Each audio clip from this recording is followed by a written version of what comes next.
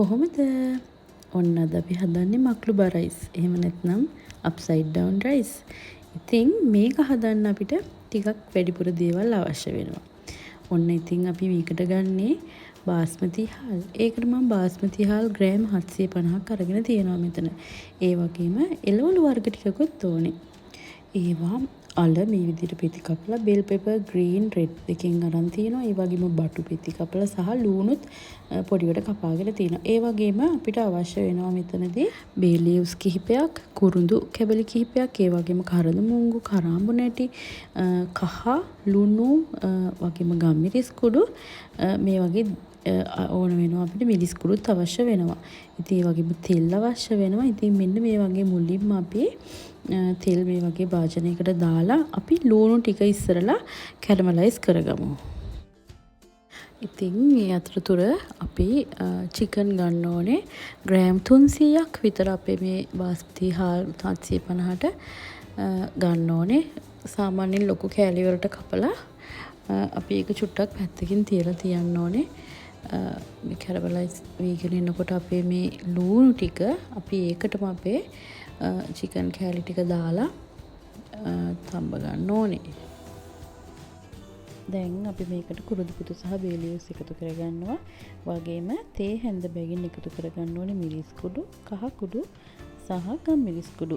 වගේ මේකට අපි කරාඹු නැටි සහ කරද මුංගුත් කිහිපයක් එකතු කරගන්න ඕනේ. ඒ වගේම අපි ඒකට වතුර වීදුරු 2ක් පමණ එකතු කරගන්න ඕනේ අපේ මේ මක්ලුබා රයිස් එකේ ස්ටොක් එක සඳහා.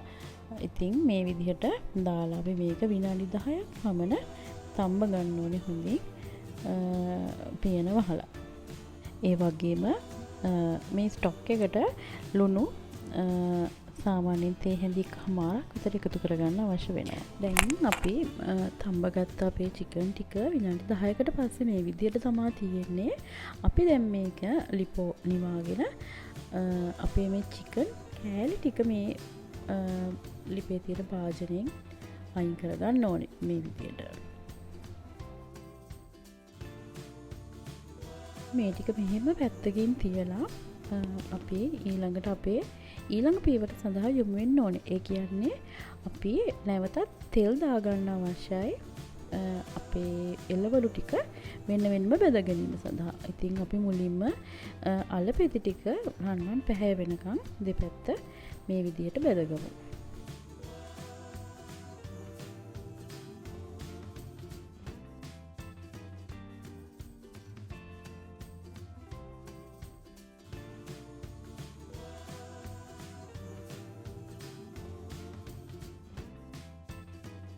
ඒ වගේම අපේ ලුණු බී ලුණු ටිකත් අපි මේ විදිහට රන්වන් පාට වෙනකන් ස්වල්ප වේලාවක් බෙද ගන්න ඕනේ. ඒ වගේම අපේ බටු පෙති ටිකත් අපි කලින් වගේම දෙපැත්ත බෙද ගන්න ඕනේ රන්වන් පැහැය වෙනකන් මේ විදිහට. දැන් අපි බත් එක උයන භාජනය මේ විදිහ ලොකු භාජනයක් අරගෙන ඒක යටට පාච්මන්ට් පේපර් එකක් දාලා අපි මේ විදිහට කලින් අපි දෙපැත්ත රන්වන් පාට වෙනකම් බැදගත්ත අපේ එළවලු ටික හිමීට ලස්සනට මේ විදිහට අතුරන්න ඕනේ.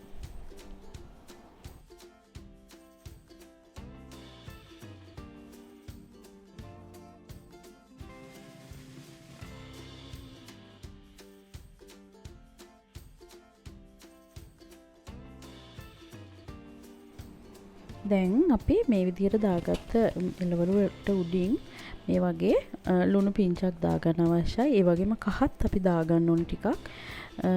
දැන් අපි මේකට අපේ බාස්මති හාල් ටික දාන්න ඕනේ. බාස්මති හාල් වෙන විදිහ ඔයගොල්ලෝ දන්නවා. කලින් පෙඟෙන්න තියලා තමයි අපි ඒක ගන්න ඕනේ. පැයක් පමණ උයන්න කලින් පෙඟෙන්න තියන්න ඕනේ. වතුර පෙරලා මේ විදිහට දාන්න ඕනේ.